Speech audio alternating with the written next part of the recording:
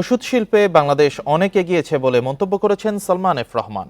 দেশের চাহিদা মিটিয়ে বিশ্বের বহু দেশেও বাংলাদেশের তৈরি ওষুধ রপ্তানি হচ্ছে বলে জানান তিনি।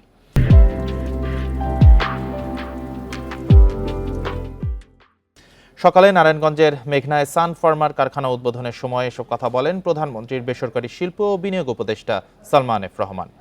দেশের ওষুধ শিল্পের জন্য এটি একটি বড় সফল উদ্যোগ উল্লেখ করে স্বাস্থ্য খাতে নতুনত্ব নিয়ে আসা ও অর্থনৈতিক প্রবৃদ্ধিতে অবদান রাখায় সান ফার্মার প্রশংসাও করেন তিনি। উদ্বোধনী অনুষ্ঠানে বক্তব্য রাখেন বাংলাদেশে নিযুক্ত ভারতের রাষ্ট্রদূত প্রণয় ভার্মা, বাংলাদেশ অর্থনৈতিক অঞ্চল কর্তৃপক্ষ বেজায়ের নির্বাহী চেয়ারম্যান শেখ ইউসুফ।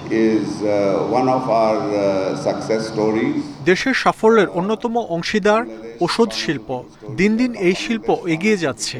দেশের ৯৮% চাহিদা মিটিয়ে আমরা এখন বিশ্বের ১০০টি দেশে ওষুধ রপ্তানি করছি।